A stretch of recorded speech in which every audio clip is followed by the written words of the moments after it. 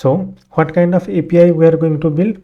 So we are going to build a movies API, right? So what we'll have in this API? So we'll have a list of movies, right? It will have movie name, it will have release date, it will have genre, right? And it will have actor, director and producer field. So important field: actor, director and producer, right? These three fields, they will point to another table called participants, right? In this participants, we will have name, right, age and role, right? Role means if either they are actor or director or producer, right? And this information will be mapped to this table, movies table. So movies table has a relationship with participants table. So that's how we are going to learn about participants. And in the same line, we will have another table called users. So users will nothing but they will have a user ID and password, right, and their role, right? What role they have? Either they can be an admin or moderator or guest, right? Based on this permission or based on this role, we will have them different permission. Like admin can do everything, guest cannot create a movie or delete a movie, but moderator can create a movie but they cannot delete a movie. All those kind of mix in and match we can perform with authorization, right? So movies, participants and user. So we are going to work with these three tables. Then what is going to be our API architecture pattern? So here we will have a client that is making request, right? And here we have a database in which we have all the information, right? I'll say DB. Now we have our API in between, right? So this is the API. Now how should I design my API to make it production level? So here I am going to follow 3-tier architecture, right? So what are the components of this 3-tier architecture? So I have controller, then I have service, then I have repository, right? So what will happen is when a client is making a request, first it will encounter controller, right? Controller. Now what this controller will do?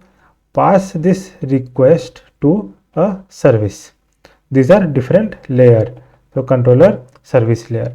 Now this service layer will in turn pass the request to a repository. Now this repository will actually go to the database, run the query and fetch the data, right? And once it has the data, it will pass it back to the service. The service will pass it back to the controller and ultimately controller will pass it back to the client. Now why so many layers and so much of complication? So what I have done is these individual layers are concerned with each individual task, right? So what is the role of controller? First to receive the request, then authenticate it and authorize it, then do validation, right?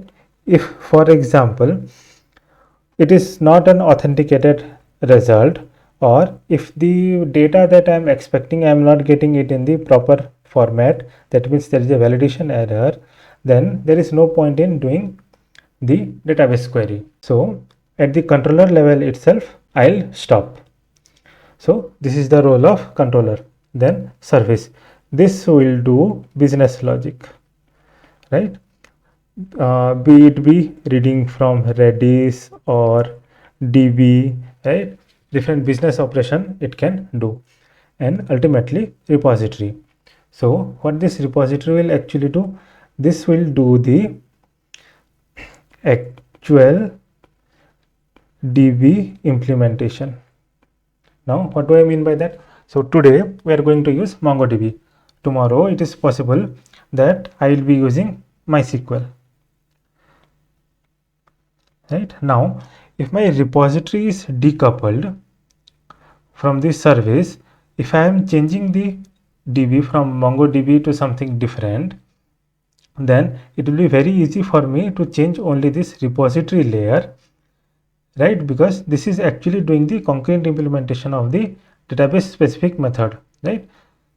Similarly, if I have to change from MongoDB to MySQL, I have to change this repository layer, which in turn will pass the data to service and then to controller. So my basic flow will not break, right? So that's why I have divided it into controller, service and repository, right? So what we will do, we will first start building with this participants table, right? And we will build the repository first, then we'll link it to the service, then we will link it to the controller.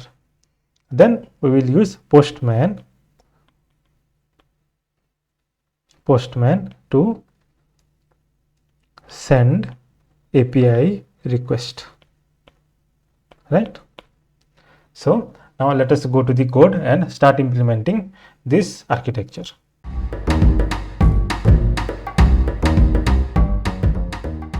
So now what we will do, we'll start setting up MongoDB into our project, right? And what is the best way to do this? Of course, you can install MongoDB in your local system, or if you want, you can go to a cloud service provider and take an instance.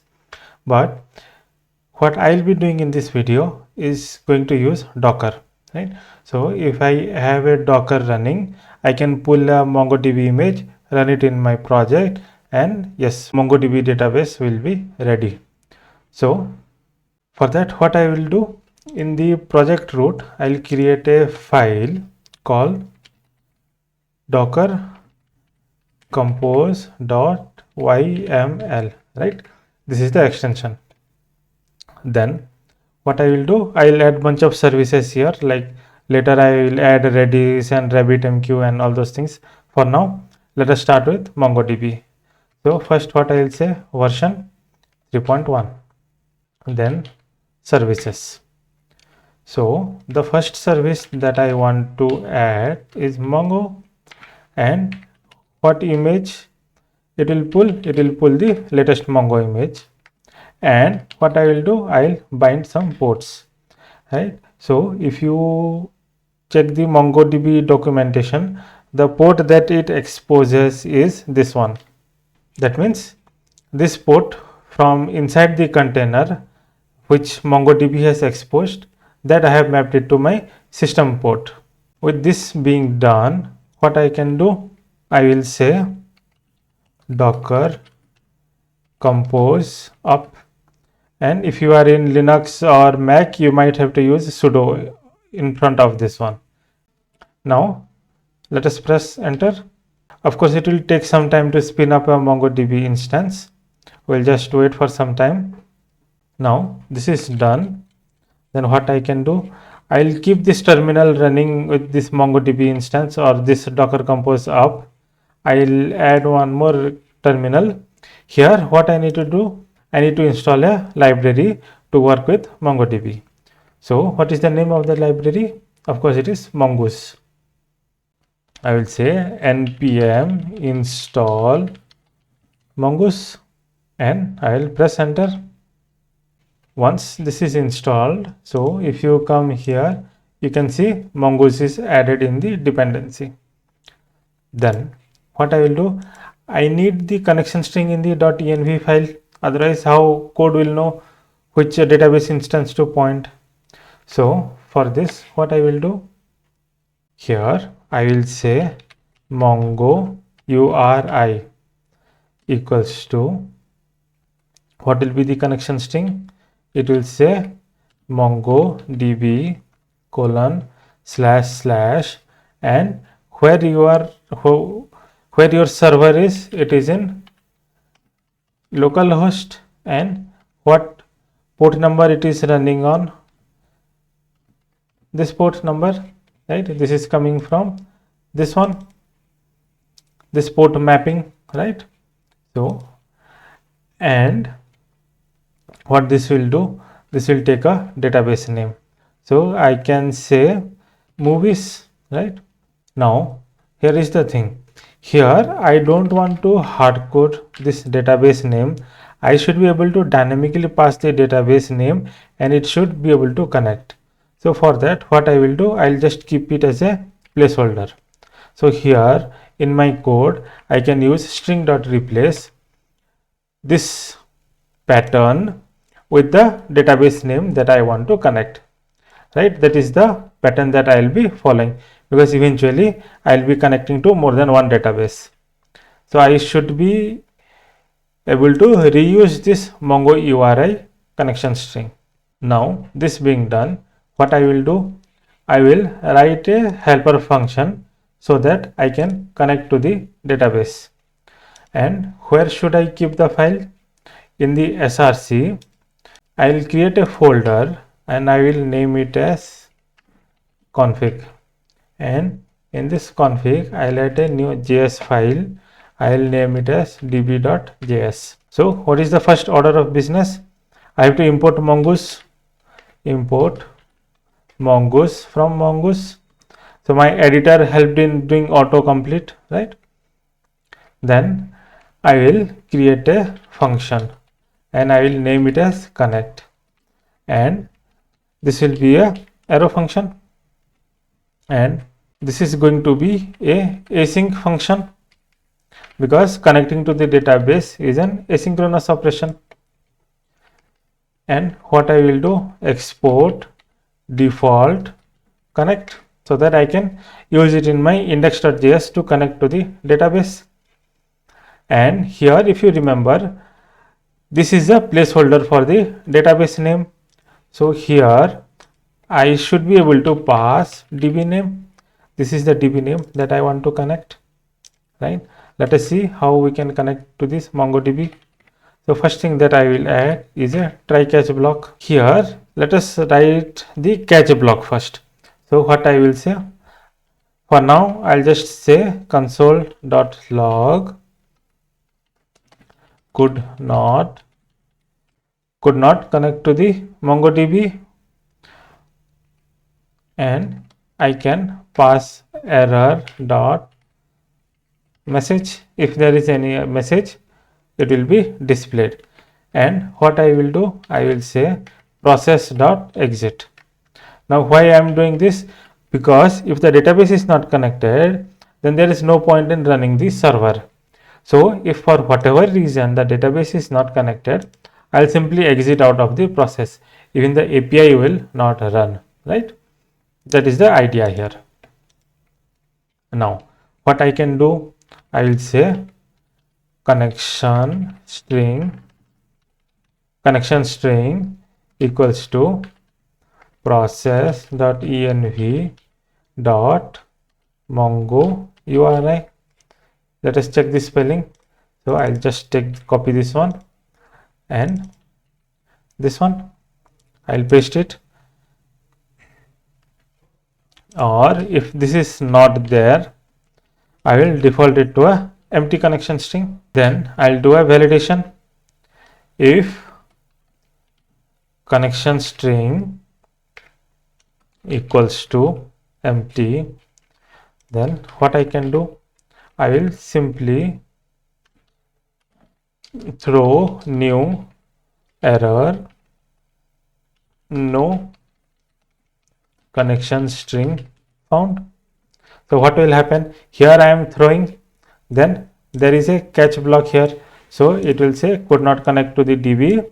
Then what is the error dot message? No connection string found. So this is just a validation. And then what I can do, connection string. So I'll replace the pattern with the database name. So then I can say connection string dot replace what? Replace this pattern, right? And replace this with what? DB name. Perfect. So what I have essentially done here, with this connection string, I am connecting to the DB name that is passed here. Then this connection string is done. Then I will say await mongoose dot connect, where it will connect on this connection string. And once this connection is done, I'll say console.log successfully connected to the DB. So this DB connection function is done. Now where to use this one? So this we will use just before doing the app.listen. Before that, in order to call this function, we have to pass the DB name, and where we should store the DB name. So what I will do, in src, I will create another file called as constants.js. Here in this file, what I will do, I will say export const db name equals to, I will give it a name movies. Then in the index.js, first what I have to do, I have to import this one. So I will say import db name from /constants. See, my editor is helping me with the import, right? Then what I have to import, I have to also import the connect function. So I will say import connect from, if you see here, this auto suggest, it is trying to import connect from ./config/db.js. So I have my connect function ready with me. Then where I have to connect, I have to connect just before I do this app.listen. So I will import it here. So I will say await connect and pass the DB name, right? That is in this constant. Now this being done, what I can do, I will run the server. So npm run dev, and if you see here, I'm getting this error. So what it is saying, unable to find module. So here it should be constant.js. So if you are trying to import a file, you have to add the .js extension when you are using the import syntax. Okay, so here also db.js, and I will run this one. So now if you see, successfully connected to the DB, and server started on port 8000. Now just to play around, what I can do, here in the env, I will point it to a different port. Then what I can do, I will close the npm, clean the console, and I'll run this again. So if you see here, it is waiting for some time for it to connect to the MongoDB, but it is not able to find it. So let us wait and see what error it is throwing. So if you see here, after some time it gave me this error message, connection refused, could not connect to the DB, right? Now what I have to do, I will change this one back to normal, and I will cancel this one, clean it, rerun that. So now successfully connected to the DB, and server started on port 8000. And if we go to the Postman and open our ping API, then what I can do, I'll send this one. So we are getting the pong message. So that means our API is working fine and we are able to connect to the database. Perfect.